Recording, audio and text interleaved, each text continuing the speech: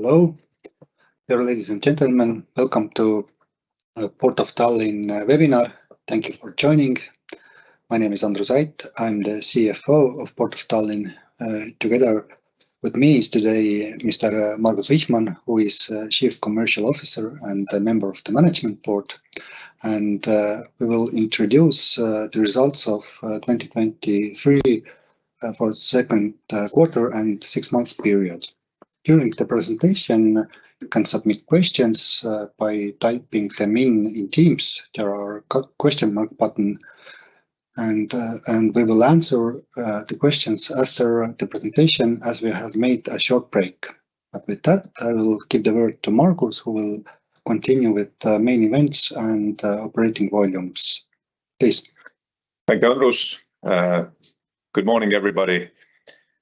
We traditionally start with main events in the second quarter of 2023. And the first one is that we signed the agreement to build a new quay in Paldiski South Harbour for constructing offshore wind farms. The contract was signed with Akcius Abertiiba BMGS Estonian branch and Insener-Ehitus Limited. The contract amount is 53.2 million euros, and together with the indexation, it can be up to 55.9 million euros. The construction has already started and should be ready in July 2025. Secondly, Icebreaker Botnica additional summer charter contract with Equinor.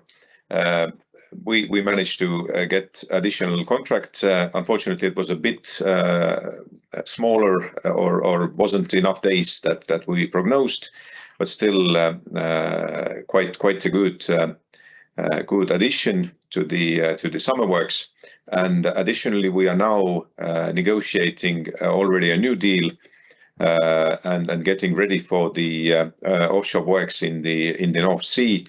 So the amount of the days chartered should be the same as last year. Additional trips for Ferry Regula in summer 2023. We signed a contract with Estonian Transport Administration for the additional trips, and they can order up to 536 trips and until the mid-September. Of course, we had the annual general meeting of the shareholders, and the most important decision was the dividend payment. So dividend payment for this year was 19.2 million euros, and this is 75% of the last year's net profit. We changed the supervisory board in TS Laevad, and we asked to come back the Ministry of Economic Affairs and Communications representative Johan Peetre. So currently the board of TS Laevad consists of 3 persons, Valdo Kalm, Andrus Ait, and our business development manager Rene Pärt. Also, Port of Tallinn was part of establishing Hydrogen Valley of Estonia.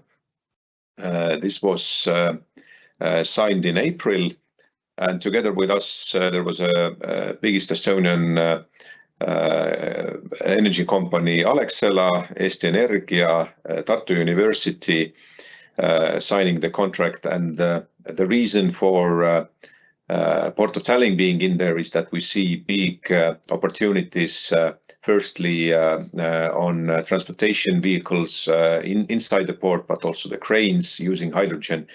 But in a longer run, this could also be ferry or ship fuel, and could be also helping us to move from traditional fuels and traditional fuel terminals to the new renewable energy sources. Also, there was a transportation sector green forum where we participated, and this year we discussed on the topics how to build infrastructure in a greener way. Besides us, there was also Tallinn Airport, Estonian Railways, and Rail Baltic Estonia involved. And we received the gold label from the Estonia Responsible Business Forum.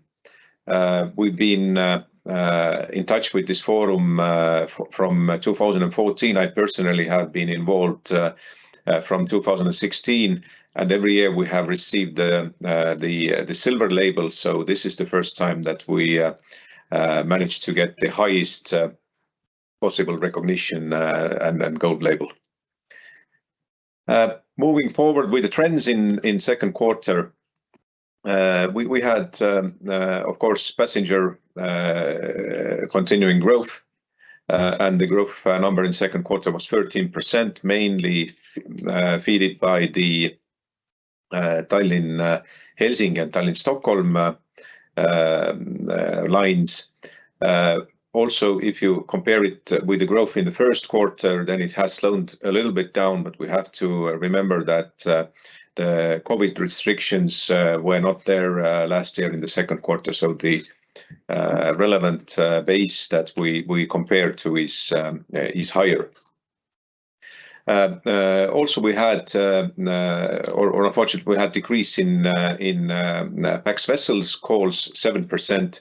This is mainly coming from Silja Europa, which was moving between Tallinn and Helsinki, but has been chartered to Netherlands by Tallink from the last year's August, and will stay there at least till the end of this year. And second reason is that although the cruise passenger numbers were growing, the cruise vessel calls were decreasing in the second quarter. And from the positive side, we managed to get more revenues from the parking business in the Old Town Port, and we managed to get additional revenues from renting out the cruise terminal for the events. Coming to the cargo, decline in cargo volumes were 31% in the second quarter, and the main reason for that is, of course, sanctions for the Russian transit goods, which mainly then are liquid bulk and fertilizers. The second quarter amount of the goods in tons were 3.3 million tons, which is 31% less than the last year. If to find something positive in here, then we have prognosed exactly the same decline in connection with the sanctions. So it's not bigger, and we see stability here now. And secondly, when we look at the RoRo amounts, then the decrease was quite high in tonnage, but we get the money for the pieces, so for every truck or every trailer, and the decrease in pieces was only 5%. And if we compare 6 months, then actually there was a small increase. So we see that this RoRo business is still quite active and slowly growing. Also, the ship calls were 8% smaller because of the reasons that I just mentioned, and the revenue then 22% lower. Ferry revenue growth was 6%, and this is coming from additional trips, but also we had the right to do the indexation because of the fuel Estonian Consumer Index and also labor cost indexation. So this is where the revenue growth is coming from. By other segments, Botnica revenue increased by 81%.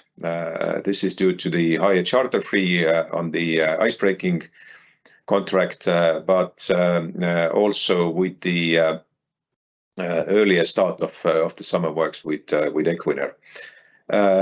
But on the negative side, we also had some additional costs, which were actually planned docks and it just made sense to do them all together now. And also we had some investments that we had to do preparements for the new charter agreement, from which we will get revenues in the third quarter. Some charts, like I said, PAX numbers are up, and 13% of that is coming from Tallinn-Helsinki line. Tallinn-Stockholm line, the PAX numbers increased 22%. And like I said, even the cruise calls were decreasing, then the passenger number in cruise was growing by 28%. And you can see that the passenger ship calls were decreasing by 7.5%. And in 6 months, the trend is basically the same. We have most growth coming from Tallinn-Helsinki and Tallinn-Stockholm, and the cruise growth is 28%.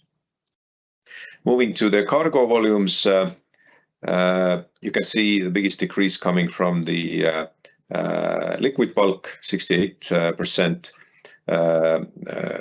The cargo, the general cargo is going down by 10%. And maybe another interesting fact that the ro-ro part from the total cargo revenues is now 52%, when earlier the biggest one was liquid bulk, which is now only 14%. And looking at the 6 months, the trends are the same. The only change is maybe that the six months ro-ro decline is bigger, and we see a small recovery in the second quarter in ro-ro. Ferries, even though that they don't influence our revenues, it's important to show that the passenger and the vehicle numbers are growing, and this shows that this service is needed, and most probably also that the service is in high quality, and the passengers are happy with the quality. So in the second quarter, passenger numbers increased by 6.2%. and vehicle numbers by 4.1%. And in 6 months, it is passenger numbers 6.9% increase, and vehicle numbers 3.1% growth. Icebreaker Botnica, 20% growth in charter days in second quarter, and 4.4% in 6 months, and also the utilization rate is growing. Now, some comments about the future outlook. We see that the passenger business recovery will continue. It is very important what will happen with the shipping lines in November, December, when the Christmas season is starting. But we have positive hopes on that, looking at the trends that are going on right now. The impact of the results from sanctions against Russia and Belarus will definitely continue. We don't see any changes here in the second half of the year. But again, if we want to see something positive in there, is that we have prognosed exactly the amount that we have now, and of course it has been stabilizing, so there will be no further increase because of these sanctions.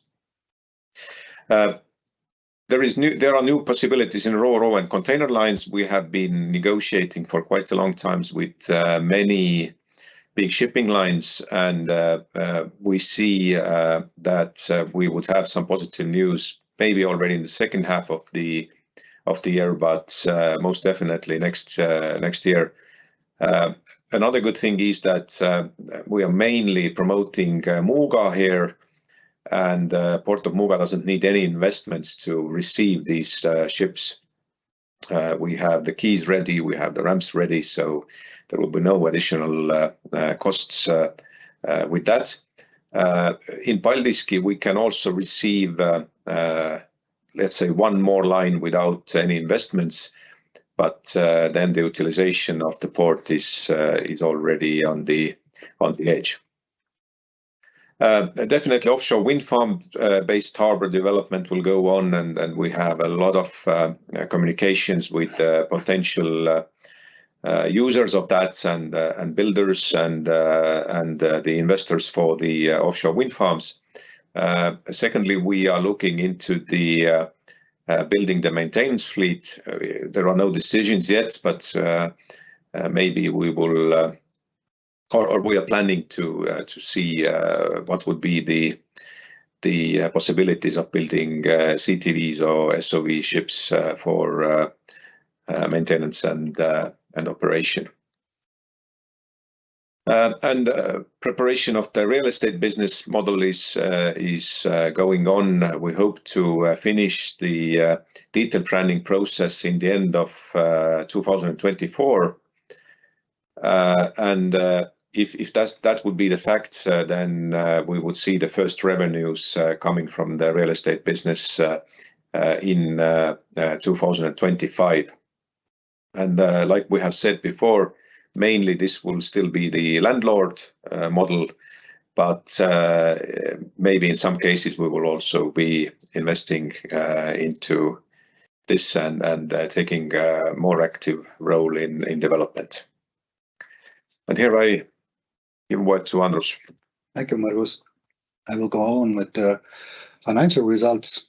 In the second quarter, the revenue decreased by 5.2% and amounted to 28.8 million euros. And the decline here is mainly attributable to the cargo harbor segment, as the cargo volumes decreased. We had less cargo ship calls, and also revenue from cargo charges decreased. In addition to that, in passenger harbor segment, the number of cruise ship calls also decreased. This year we had in the second quarter 44 calls compared to the 68 calls in the same period last year. And due to that, revenue also decreased. And when it comes to the regular lines, then we had also less ships operating on regular line between Tallinn and Helsinki, and due to that, the revenue also decreased. And thirdly, the sale of electricity decreased because of lower market price, but also the consumption has decreased mainly because of lower cargo volumes. There was also positive offsetting effect from passenger fees, as the passenger number increased by 13%. And also the revenue from the operation of our Icebreaker Botnica increased, but the decreasing effect was higher than the positive effect. So when we total up, then it was minus 5.2% in revenue. Adjusted EBITDA decreased by 24% and amounted to 11.7 million euros. In addition to decrease in revenue, EBITDA was also impacted by higher costs. The main impact is related to maintenance costs, especially in shipping segments. In the segment other, where we show the results of Botnica, we had higher maintenance costs because Botnica was in May docked in Naantali, and we renewed or upgrade the ice class of the vessel, and those costs we capitalized. But same time, it was reasonable to do some costs also for more current repairment, and therefore also the cost level increased. And in ferry segment, last year we received indemnity payment from insurance company, because of the dull incidents in 2021, and this decreased the reference base, and this impact was about 300,000 euros. And the increase for Botnica maintenance was about 1.2 million euros. We also had elevated costs on cleaning and upkeep of port infrastructure, and also labor costs increased. And due to that, the adjusted EBITDA margin decreased by 10 percentage points and lowered from 51% to 41%. Operating profit decreased by 3.7 million euros and amounted to 5.8 million euros. And this is quite similar number in euros as on EBITDA level. Income tax was 2.9 million euros compared to the 4.1 million euros last year. We paid out less dividends. The dividend payout this year was 19.2 million euros. Last year it was 25.5 million euros. And due to that, the income tax and dividends decreased. Profit for the period was 1.4 million euros and decreased by 3.7 million euros or 73%. As we had offsetting effect from income tax, at the same time we paid out more interests because of higher Euribor level, and due to that the decrease on profit level was also 3.7 million euros. In the second quarter we invested 4.6 million euros, which is 8% more than last year. The main investments were made for Botnica. We also started the new quay construction in Paldiski South Harbour, and also we reconstructed some quays in Porto area and Old City Harbour. On 6-month level, we see that the negative impact or negative side is a bit lower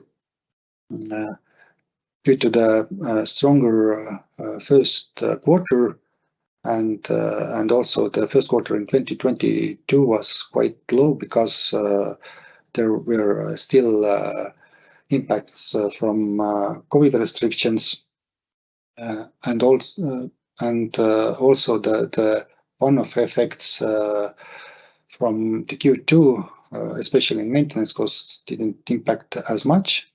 And so the revenue increased or basically remained at the same level and amounted to 57.2 million euros.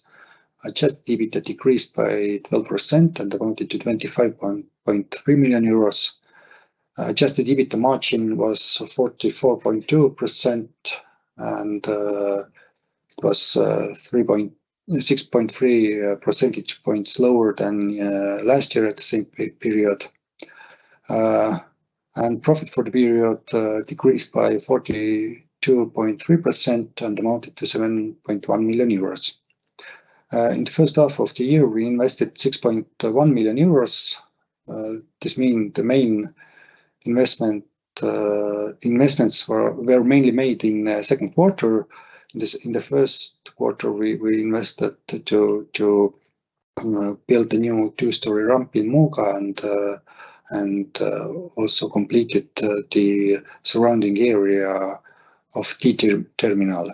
And last year we had more ongoing projects. Therefore, in the first half of the year, the investment level was higher, and it's lowered in the second half last year. But this year we see that investment level will increase in the second half of the year. Looking at the results by segment wise, we see that the ferry segment was the one where the revenue and EBITDA increased. Both revenue increase was 6% and as Margus already mentioned, it was mainly due to the indexation. The decline, the growth in euros was on revenue level higher than on EBIT level, and to explain that, here is important role from the important impact from the indemnity payment which we got last year in the second quarter, and this lowered the cost level last year.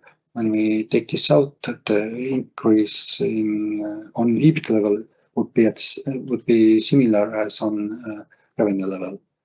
In passenger harbour segment, due to lower number of cruise ship calls and less ships operating regularly between Helsinki and Tallinn, the revenue increased, and also this impacted the EBIT level. In cargo harbours, cargo volumes decreased, so there was a drop 22% on revenue, and also the EBIT decreased in similar amount in euros. And in segment other, the revenue increased because of the additional summer work of Botnica, which started earlier, and this work last 5 days more than last year. So therefore, the revenue increased, and the EBIT decreased due to the mainly one-off maintenance costs, which we have to make, let's say, after every five years. But this year it was reasonable to do it together with the dock works. And some of the costs were also related to the additional summer works, as we made preparation for that works. On 6-month level, revenue increased in passenger harbour segment and ferry segment, and this goes also for EBIT in both those segments. Ferry segment, we made a bit more trips, and then the indexation played a big part. And in the passenger harbour segment, we had a stronger first quarter. Also, the reference base was lower last year in first quarter, and therefore, on 6-month level, the revenue increased, and also the EBIT. In cargo harbour segment, the decrease was quite similar as in the second quarter. The impact of sanctions and lower cargo volumes due to that continues. And in the segment other, revenue increased partly due to the summer work and partly due to the new new contract for icebreaking services for Estonian Transportation Administration, which started in December last year. So we had higher revenue from that as well when we compare to the 6-month period with the last year same period. On cash flow side, we see that cash from operating activities decreased. The receipts from the sale of goods and services decreased. At the same time, the payments to the employees and to partners increased, and because of that, the cash from operating activities decreased by 7.6 million euros. Cash used in investing activities was minus 4.1 million euros. It is quite similar level as last year, but last year we invested 3 million euros more, but we also received more grant payments, and therefore the cash flow impact is quite similar compared to the years. Free cash flow for the period was 18.3 million euros and decreased by 7.1 million euros, mainly due to the lower cash flow from operating activities, and cash used in financing activities was minus 24.9 million euros, which is 4.3 million euros more positive than last year.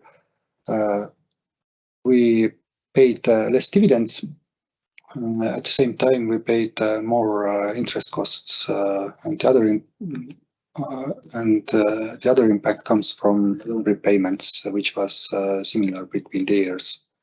And net cash flow for the period is minus 6.5 million euros, and net debt at the end of the period has decreased due to the loan repayments and reimbursement of bonds. And on financial position, here the cash on bank accounts has a bit decreased because of investments, because of dividend payments, and because of negative net cash flow. At the same time, the gross debt, outstanding debt has decreased by 3 million euros due to loan repayments. And on the equity side, the impacts are related to the dividend payments and also profit for the period. But with that, we will conclude our presentation, and we will make a short break to be back in a few minutes to answer your questions. Thank you.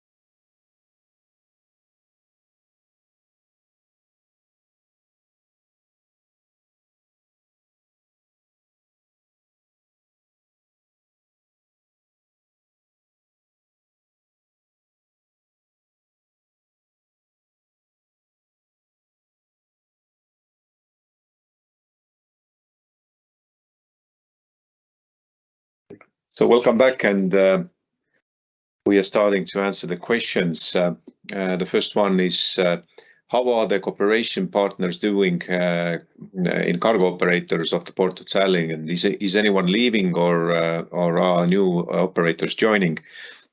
No, nobody's leaving.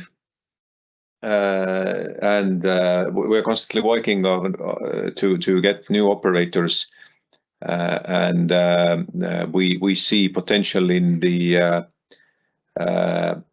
production companies for Muuga, mainly because of the trend of nearshoring, but also both in Muuga and in Paldiski we see that renewable energy is something where the companies are starting to invest, and this could be also one of the commodities that we would start to move a later stage of next year. The most difficult situation, of course, is for the liquid bulk operators who have been concentrating on the transit volumes. But then again, they also have some of the volumes that are meant for the local market. So these will remain, and they also slowly growing. So nobody is at the moment leaving.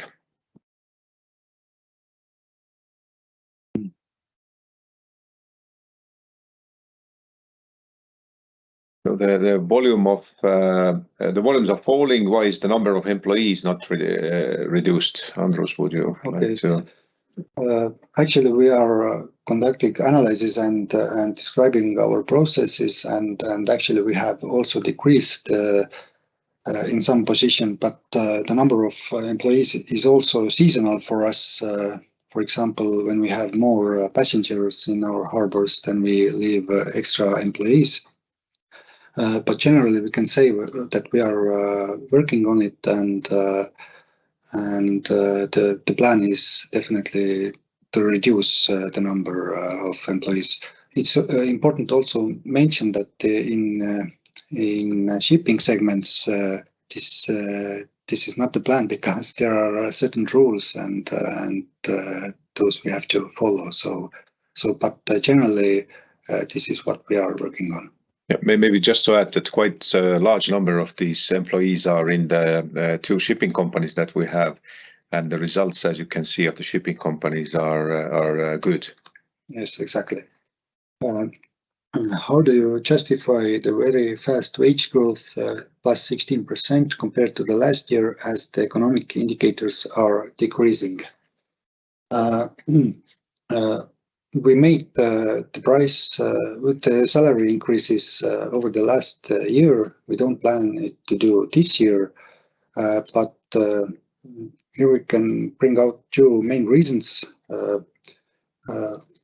First, the average salary is compared to the market quite low, and we have quite many employees whose salary is below the average and below the market level. So in this situation, when we had very high inflation in Estonia last year, we had to react on that, and also, let's say, we ensure that the service level, high service level, which we provide to our clients. But in shipping segment, the reason is that this segment is open to international competition, and therefore we have to follow the trends there, and partly the increase is due to that. Next question. As of the end of June 2023, there are planned future investment commitments in the amount of 71 million euros. What are the investments behind it? The main investment project behind it is the new quay in Paldiski South Harbour, which This project we started in June, so this is the main project behind that, and we also have some contracts signed to reconstruct the quays in other ports. So those are the main project behind that number. Next question. What was Botnica investment and how large are the periodic maintenance costs and how often are they scheduled? The investment in the second quarter this year was about 2.4 million euros for Botnica. This was upgrade of ice class and capitalized dockworks. And periodic maintenance costs was about 1.2 million euros. Part of it was in a smaller extent were preparations for additional summer works, and bigger part was involved with periodic maintenance, which was reasonable to do together with the main dockworks. And how often are they scheduled? Those periodic works we will make every year, but the amount of maintenance costs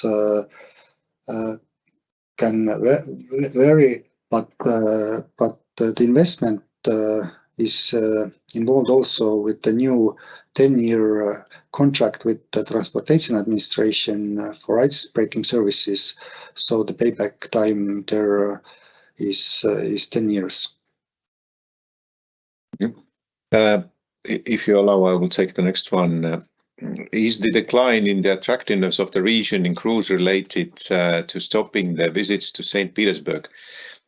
Yes, this is one of the reasons, and obviously there are no cruises now going to St. Petersburg, and St. Petersburg in North America and maybe also in Germany, where a lot of our clients used to come from, is much better known than the Tallinn Old City, for example. But also, as a lot of our clients are coming from outside of Europe and mostly from North America, they don't feel that the area is so secure because of the Ukrainian war. We here feel very safe, but looking at it from other side of the ocean, it seems that the war is very close to the Baltic Sea. And thirdly, the reason the economical situation in the world is not stable right now. So this cruise product is more close to or more related to the luxury, and people are not maybe using so many luxury products right now as they used to. So these are the three reasons. Take the next one. What is the forecast for this year interest costs? Based on our main scenario, then we would say that the interest cost level is about 7 million euros for this year, or a bit less. Do you see that the second half of the year, the volumes of liquid bulk and dry bulk cargo could recover somehow or somewhat? What is the RoRo outlook for the second half of the year? If we talk about the sanctions goods and the transit goods that used to come from Belarus or Russia, then we see no change there. The only positive news, as I mentioned in the presentation, is that we have prognosed the decrease quite well, and it is exactly in the volumes that we forecasted. So there will be no further influence from there. When we talk about maybe dry bulk, then we see maybe a small increase in the second half because of the Estonian exports and imports. if we talk about the Ro-Ro, then we see a positive trend here, and basically because of the northwest or north-south corridor increasement, and also the nearshoring. So we are looking positive at the second half of the year, and maybe there will be overall a small increase in 12 months results. I will take another one. Why is the port joining the hydrogen union? Isn't it all still the experimental level and there are no working solutions? Isn't it too early to enter such a field when the core business is not even functioning at the moment and costs need to be controlled? No, it's not too early, and partly the question is correct that, for example, for the large ships there is still no hydrogen engine, but there are hydrogen cars already available, trucks available, equipment for the port like cranes or reach stackers available. Also there is small ferries that can use hydrogen, and we are not so much at the moment investing into this, but we are promoting that this should be the way to go. Plus we expect to get if we start to invest, we accept to get high levels of EU funding also there. So you have to be a forerunner here, unless all these funds and the solutions will be taken by somebody else. I would also like to point out that one of the biggest decreases that we have is in the liquid bulk, and the new green energy solutions like ammonia, hydrogen, or green methanol could be the ones that will partly replace the decrease that we have in traditional fuels. There is one question which we missed, yes, about the investments in the second half of the year. Do you see that in the second half of the year, the volume of, in the amount of investments in the second half of the year similar to the first half of the year, or is an increase expected due to the construction of the Paldiski quay? Yes, there will in investments we see increase in the second half of the year, and the total amount of investments which we forecast is about 26 or more million euros. But I have to add a remark that this quay construction is very complicated, and it depends on conditions, on weather. But the estimation is approximately 26 million euros. Then are volumes in cargo segment going to decline further in Q3 or Q4, or has the situation already stabilized in Q2? I would say that the situation is stable now, especially like I mentioned, the transit volumes, they cannot decrease anymore. And we have prognosed the correct amount of decrease.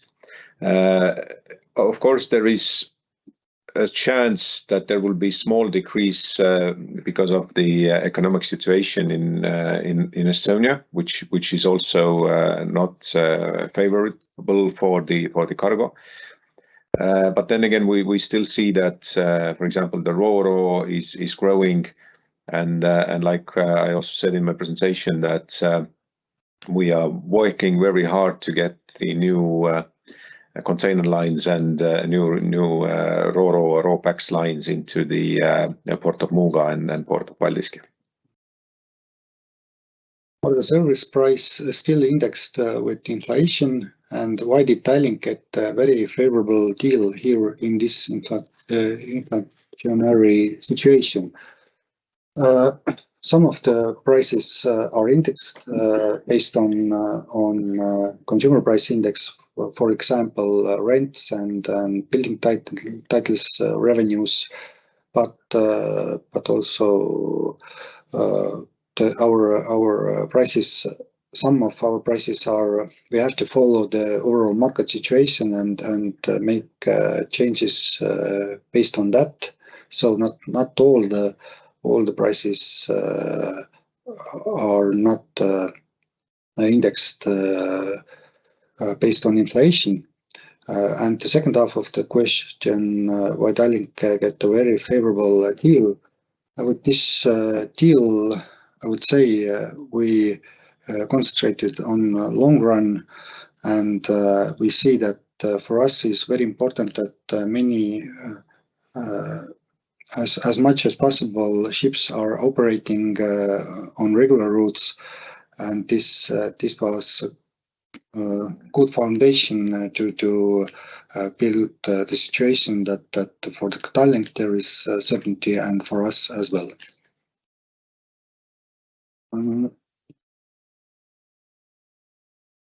What was the main reason for weak EBITDA in the other segment? Is the situation going to improve in the third quarter?